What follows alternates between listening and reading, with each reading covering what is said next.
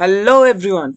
So in this video I will introduce you with a software that is called MetaSNP, and this software is used for to predict the effects of single nucleotide polymorphism. If you are a master students or a bachelor students in biological field and you are working with a genetic disorder and making your thesis, this tool will surely help you out. Okay, and I will share you with two or three tricks that you can integrate all the SNP tools like single nucleotide polymorphism आप कैसे predict कर सकते हैं। सब tool एक ही tool में आ जाएगा, मतलब इस मेटा एसएनपी के थ्रू ही आप सब टूल को इंटीग्रेट कर पाएंगे। ठीक है, वो मैं लास्ट में एकदम बता दूंगा कैसे करना है। And I usually make videos for the biological sciences students who are struggling with the resources and proper strategy to crack the competitive exam. Whether you are preparing for NEET, CUT, GAT-B, जो कोई भी competitive exam के लिए आप prepare कर रहे हैं, आप ये channel follow कर सकते हैं। मैं usually video upload करता हूँ biological sciences and biotechnology students के लिए। You can follow me on this channel. And so let's start with the lecture, guys. So at first you have to came to Google and you have to search for Meta SNP. Here you can see इस tool में ही सब कुछ integrated है। जो जो tool आप single use करते थे, snap tool, shift, panther, PhD S&P, वो मेटा एसएनपी में आप सब कुछ कर सकते हैं। ठीक है, तो एट फर्स्ट आपको क्या करना है, यहाँ पे आप देख सकते हैं कि एसएनपी का इफेक्ट प्रेडिक्ट करने के लिए आपको एट फर्स्ट प्रोटीन सीक्वेंस चाहिए। जो टारगेट प्रोटीन है आप जिसको लेके काम कर रहे हैं, वो प्रोटीन सीक्वेंस यहाँ पे डालना होगा। ठीक है, आप फाइल भी यूज कर सकते हैं या डायरेक्ट एनसीबीआई वेबसाइट से कॉपी करके यहाँ पे दे सकते हैं। Okay, then you have to choose the mutation. आप जो जो म्यूटेशन के ऊपर काम कर रहे हैं, जो सिंगल न्यूक्लियोटाइड पॉलीमॉर्फिज्म आप एक डेटा में रखे हुए हैं, मतलब ऐसा एक डेटा होता है। I have worked on BDNF gene and I have found that these missense mutations are working with those SNPs, like you can see valine से मिथ्योनिन चेंज हो रहा है 66 पोजीशन में। ठीक है, टायरोसिन से आइसोल्यूसिन चेंज हो रहा है 2 पोजीशन में। तो ये अमाइनो एसिड सीक्वेंस वहां पे देना होगा। ठीक है, तो मैं आपको दिखाता हूँ आप प्रोटीन सीक्वेंस कैसे पहले ला सकते हैं एनसीबीआई वेबसाइट से।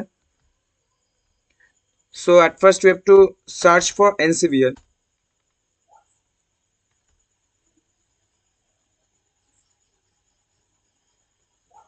Then in all databases you have to choose protein, और यहाँ पे सर्च बार में आपको सर्च करना होगा जो आप टारगेट प्रोटीन लेके आप काम कर रहे हैं। मैं सपोज बीडीएनएफ के ऊपर काम किया था, तो बीडीएनएफ ह्यूमन में सर्च करूंगा यहाँ पे।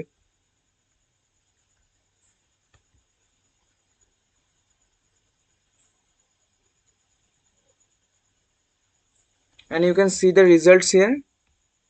यहाँ पे आपको क्या करना है, आपको बहुत अच्छे से समझना है। यहाँ पर आपको कोई पार्शियल सीक्वेंस यहाँ से कॉपी नहीं करना है, ये आपको बहुत अच्छे से देखना है। आप देख सकते हैं, आप एट फर्स्ट सर्च कर सकते हैं गूगल पे कि कितने अमाइनो एसिड का प्रोटीन आप लोगों को चाहिए। मतलब आप जो जीन को लेके या प्रोटीन को लेके काम कर रहे हैं, उसका अमाइनो एसिड सीक्वेंस कितना ज्यादा है, मतलब कितना अमाउंट पे है वो अमाइनो एसिड सीक्वेंस। सपोज मैं सर्च करके देखा हूँ कि मेरा बीडीएनएफ जिन 247 तक है, तो मैं ये मेन टाइप है बीडीएनएफ का, तो मैं ये ही डाउनलोड करूंगा। ठीक है, ये सब पार्शियल सीक्वेंस है, ये पार्शियल सीक्वेंस आपको डाउनलोड नहीं करना है। आपको जो मेन टाइप ऑफ सीक्वेंस है वो ही आपको डाउनलोड करना है। ठीक है,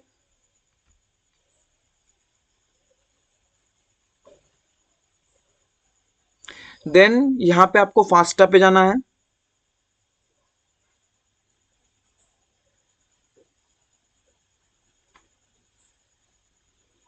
लोडिंग हो रहा है, and then you can find the sequence here. Just copy this and put this into meta snp. Okay, आप मेटा एसएनपी यहाँ पे दे दिए। देन म्यूटेशंस आपको देना है। आप यहाँ पे ईमेल दे भी सकते हैं और नहीं भी दे सकते, ये ऑप्शनल है यहाँ पे। ठीक है, ये ऑप्शनल है। तो म्यूटेशन में ये फाइल के अंदर से ले लूंगा। आप जो फाइल आपको आपने बनाया है उस फाइल से आपको म्यूटेशन लेना है। सपोज मैं लेता हूँ T21, मतलब टायरोसिन से आइसोल्यूसिन चेंज हो रहा है सेकेंड पोजीशन में, तो ये म्यूटेशन में ले लूंगा और यहाँ पे पेस्ट कर दूंगा। ठीक है, you can paste in bulk also, right? Like you can यहाँ पे लिखा है कि कॉमा और ब्लैंक सेपरेटेड म्यूटेशंस, मतलब आप नीचे नीचे करके जो म्यूटेशंस है वो दे सकते हैं, एकदम एक्सेल फाइल से लेके यहाँ पे कॉपी करके दे सकते हैं आप, ठीक है।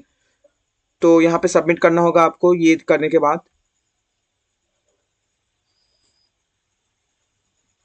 और यहाँ पे जो आपको लिंक आएगा इसमें बार बार आपको प्रेस करते रहना है। 1 या 2 मिनट के अंदर आपको रिजल्ट यहाँ पे दिख जाएगा और रिजल्ट का सीक्वेंस ऐसा आएगा, मैं आपको दिखाता हूँ।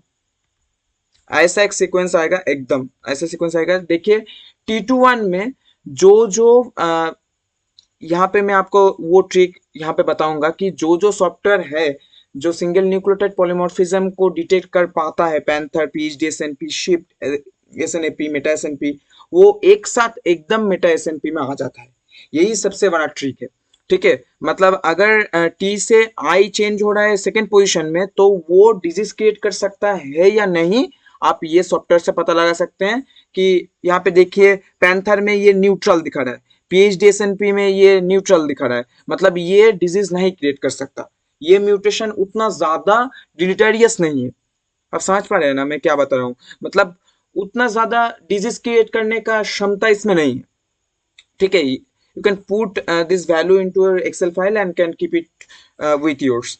यहाँ पे RI वैल्यू भी आपको मिलेगा, तो रिजल्ट्स का कुछ सीक्वेंस ऐसा आपको मिलता है। अगर डिजीज क्रिएट करने वाला हो तो आपको ऐसा यहाँ पे स्पेसिफिकेशन दिख जाएगा कि इट इज डिजीज कॉजिंग। और आउटपुट्स में आपको क्या क्या देखेगा, आउटपुट्स में अगर आप देखें तो सिंगल न्यूक्लियोटाइड पॉलीमॉर्फिज्म को डिटेक्ट करने के लिए जो जो सॉफ्टवेयर है यहाँ पे जो जो स्पेसिफिकेशन है यहाँ पे आप पढ़ सकते हैं। उसके बाद अगर आप वैल्यू देखें तो वो वैल्यू जज करके आप समझ पाएंगे कि ये डिजीज कर सकता है, this mutation is causing the disease और नॉट, ओके। उसके बाद आप डाउनस्ट्रीम रिसर्च करके वो देख सकते हैं कि क्या क्या करना है आपको, उस म्यूटेशन को क्या क्या करना है। So then you can able to know that whether you should forward this mutation in your further researches or not. Okay, this video is all about this. Hope you like this video. Happy learning. And I have also uploaded videos on bioinformatics. I have started the bioinformatics series. मैंने CUET और GATB के ऊपर भी video upload किया है, कैसे आपको GATB and CUET के ऊपर कैसे आप अप्रोच कर सकते हैं उस दोनों एग्जाम को, उसका सिलेबस एनालिसिस, क्या क्या इंस्टीट्यूट आपको मिलेगा, सेंट्रल यूनिवर्सिटीज, मास्टर्स के बाद क्या क्या अपॉर्चुनिटी है, बैचलर्स के बाद क्या क्या अपॉर्चुनिटी है, कोई एकेडमिक में जाना चाहता है, कोई इंडस्ट्री लेवल जॉब करना चाहते हैं, तो वो रिलेटेड वीडियो में सब कुछ अपलोड करता हूँ। इंटर्नशिप रिलेटेड वीडियो में मैं सब कुछ अपलोड करता हूँ, फॉरेन इंटर्नशिप्स, इंडियन इंटर्नशिप्स। तो आप मेरे चैनल को फॉलो कर सकते हैं अगर आपको कोई दिक्कत ना हो तो। You can subscribe it later, but if you like this video you can share it. So bye bye, happy learning.